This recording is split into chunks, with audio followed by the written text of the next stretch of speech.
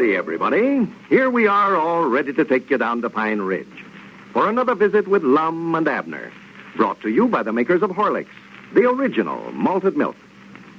Before we hear the old fellows tonight, I'm going to read a letter of special interest to light sleepers.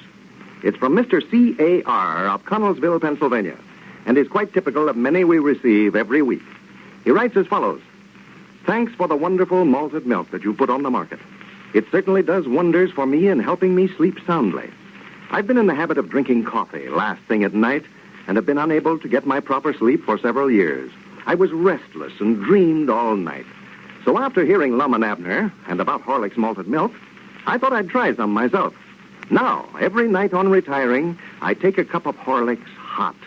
And believe me, when I get up in the morning, I feel like a new man. I can't recommend Horlicks malted milk too highly to anyone who does not sleep properly at night. Well, thank you, Mr. C.A.R. We're glad you found Horlicks malted milk so useful in helping you sleep better. Thousands of others have also found it a grand inducement to sound, restful sleep. And now, let's see what's happening down in Pine Ridge. Well, Abner's swap idea certainly made a radical change in his business. 2 weeks ago, he started trading merchandise in his store for animals. And now Lum has gone into partnership with him. And they have a complete circus, which they expect to have ready for the grand opening next Saturday. Squire Skimp, who has had previous experience in the circus business, has been employed as manager. And to cut down expenses, has asked Lum and Abner to take an active part in the performance. As we look in on Pine Ridge today, we find Lum over at the circus grounds, inside the big tent practicing his trapeze act, while Squire Skimp looks on. Listen. How's this looking, Squire? Well, now, Lum, you can't learn how to be a high trapeze performer unless you get that swing higher than that off the ground. Well, I'd rather learn how down closer to the ground this way, Squire. I get sort of dizzy-headed when I get up high that way. Well, that's the reason you ought to practice up high then. Anybody can't just sit down on that bar and swing, Lum, that close to the ground. You don't think folks would enjoy seeing me do this, huh? Why, no, that ain't nothing. We could get a 10-year-old child to do that. They can see all that they want over there on the school grounds. You're supposed to be a high trapeze performer. Don't reckon we could start something new, have a low trapeze performer. No, Lum, you're going to have to, to jump off of one swing and turn a flip-flop and catch another and hold by your teeth and all that. There ain't nothing hard to it. Squire, you better get somebody else for this job. Oh, now, Lum, there ain't nothing to be scared of. Why, you'll catch on to it in a few days. You'll have that big net under you, so if you do happen to fall, why, it can't hurt you. Oh, I ain't scared. No, that's just the trouble with me. I don't stop to think about the danger. Just always was a terrible hand for taking chances that way. What I'm scared of, I might get up there and start doing a batch of stunts, and the crowd get to slapping their hands and nagging me on, and I'd pull such dangerous stunts that some of the women folks out in the audience might get hysterics. Yeah, well, Lum, let's pull this swing up a little bit higher now and see you try a few stunts. No, never mind. Wait, Squire, I'm going to get down. I ain't going to stand for that. Now, Lum, ain't nothing to be scared of. No, I tell you, Squire, I about made up my mind. We better get somebody else to do this trapeze. Well, we can hire lots of fellas to do it, all right, Lum, but I was trying to get by on as little expense as we could. I had to hire a fella this morning to help us out around here. I guess I could let him do it, for he says that he's done trapeze work. Oh, he has? Yes, but I had so many other things for him to do, I don't believe he'll have time for it. Well, I can just trade jobs with him, then. Well, I'm afraid that you couldn't do all the things that he's supposed to do. Well, I'd do anything rather than to get up there in the top of this tent without nothing but a little swing to hold on to. Well, if you want to take over his job, well, it's all right with me. What all is he supposed to do? Well, he's a sword swaller. That's one of his stunts. Sword swaller. Yes, but now that don't take much time. I guess he could tend to that, too. Oh, sure he could. Yeah, I can't swallow no sword. No. Yeah, it oughtn't to take no time for him to run in the sideshow over there and swallow 2 or 3 swords. But now, I was just thinking, Lum, now, he wouldn't have time. Lum, you would just have to do his tricks with the elephant. With the elephant? Yes, he wouldn't have time for that if he's going to be the trapeze performer. Them elephants ain't bad about biting a feller, are they? Oh, no. Elephants won't bite. Why, as long as I was in circus business, Lum, I never did hear of anybody being bit by an elephant. Well, I don't know as I ever heard of it neither. No. Well, I believe you're talking about something there I can do, Squire. I've always wanted to ride an elephant. Yeah. They don't buck like a horse does. Oh, no, Lum. Why, it's quite an honor to ride the elephant.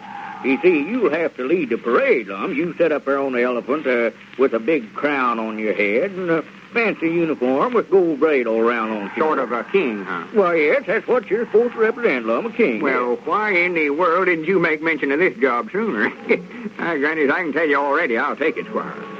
You going to have one of them sort of house-looking things setting up on top of the elephant for me to ride in? Oh, yes. You'll be propped up in there, Lum, with big satin pillows, and have a couple of fellas walking along beside you, supposed to represent slaves. They'll be carrying big fans made out of peacock feathers to fan you with while you march along, Yeah, that's a time. I'm liable to get hot setting up in there. Yes. Yeah. I always felt I was cut out for the circus, all right, but I never knowed till now just what department I ought to get into.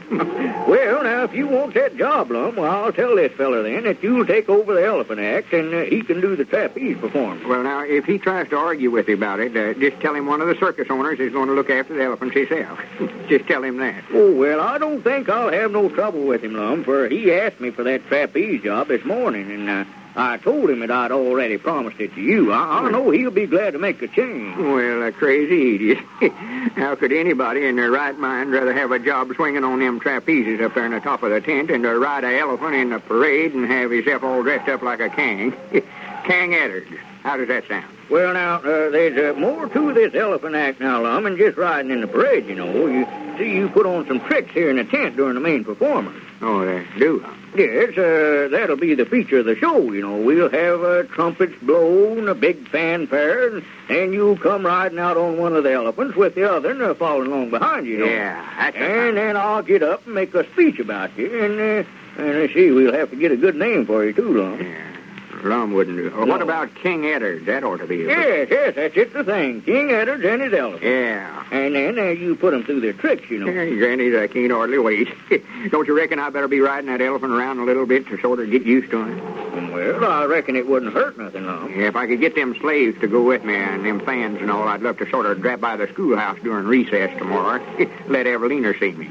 Yeah, she'd be proud to death of me. Well, I don't believe I'd be riding him around town none, Lum. It'll spoil the show, but you'll have to be practicing on them tricks anyway, Yeah, what about them tricks? Well, now, when you get in the ring out there in the middle, Lum, wait a minute. Here comes Abner. Yeah. Oh, Bounty, he'll throw a jealous fit whenever he finds out I'm going to be king of the circus and ride the elephants with them slaves walking along fanning me and all that. Well, I'm so glad he come over.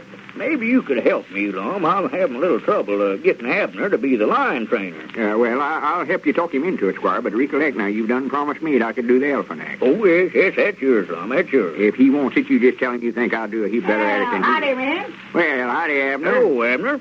Whereabouts you been all day? I come by the store looking for you, Lum, and Grandpappy Spears said that you'd over here. Yeah, I had to hire Grandpap to run the store for me. I'm going to spend all my time with the circus now. Abner, what have you decided to do about training the cat?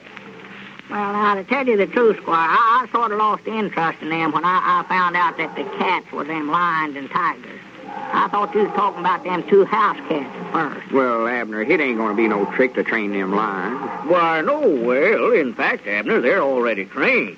All we need is somebody to go in the cage there with them and put them through their tricks, Why, sure, there ain't nothing to it. Yeah, that's just the part I don't like about it, too, that going in the cage with them there. Squire was down there yesterday talking and wanting me to put my head in one of them tigers' mouths. In their mouth? Well, now, that won't be hard to do. It ain't no trouble to get your head in a tiger's mouth, Abner. No, I reckon not. That's just what I'm scared of. I ain't worried about getting it in there. Getting it out's what I'm thinking about. Oh, well, it ain't going to bite you, Abner. That don't happen once in a lifetime. No, that's just it. Once is all that can happen. Well, what you got to do is go in there and look them in the eye and just let them know that you ain't afeard of them. Yeah, but, Lum, I couldn't look no lion or tiger in the eye and ever make them believe any such thing as that now. They'd know it wasn't so the minute I walked in that cage. Well, you fellers talk this over me, and, Lum, I'll go see that feller about the trapeze performance, and you talk to Abner here and see if you can persuade him to change his mind about training the cat. Yeah, all right, Squire. Cat. Dogged, I wish he'd start calling them things by their right name. Now, Abner, you're just holding up the whole circus, just over your stubbornness. Very ideas of being feared of animals that way. Well, why don't you train them in if you're so brave? Well, I would, but this being king's going to take up all my time. King? King of what? Why, king of the circus. I sort of hate to tell you about Abner, but Squire's done give me the job of putting the elephants through their trick. Ain't no use to ask him for it. He's done promised it to me. Oh, well, don't you worry. You can have it. He tried to get me to take that job yesterday, and I just told him that I never wanted it. Never wanted it. No, sir, I don't want no elephant laying down on me. Laying down on you. Yeah, them tricks that you've got to make them do. You've got to let that elephant pick you up in his trunk and wave you around the air for a few minutes over his head, and then he lays you down on the ground, and he lays down on top of you. No, sir, I don't want no part of that. No part. Well, there seems to be drawback even to being king of the circus. In the kitchen of the Mason home, Mrs. Mason and her friend Jane are about to prepare a midnight supper for their husbands after playing bridge. Listen. Wait a sec, Jane. I'll put the light on. There. Why, Madge, how nice. Oh, I like your kitchen. Do you? I'll say I do. That gas range especially. Is it new? About a month old now. Jack bought it for my birthday. He did? Mm-hmm. Say, let's get Fred out here. If he sees you've got one, he might get you one, eh? I get it. Well, we'd better get him in a good mood first. Let's get supper, quick. Does Fred like coffee, Jane? Well, sure. He likes it. Yes. Well, don't enthuse. How about some tea, then? No, he doesn't like tea. I don't suppose you happen to have any malted milk? Why, sure. But listen, Jane, I have no mixer. It takes me rather a long time. Nonsense. It doesn't take a second. Here, let me show you. Where's the powder? On that second shelf there. See? Horlicks malted milk, near the pickle. Oh, yes. I'm glad it's Horlicks. Now, where's your egg beater, Jane? Egg beater? Well, you can't use that. What do you mean can't? You just watch. Here, now, put the powder in. That's enough. Now, give me that.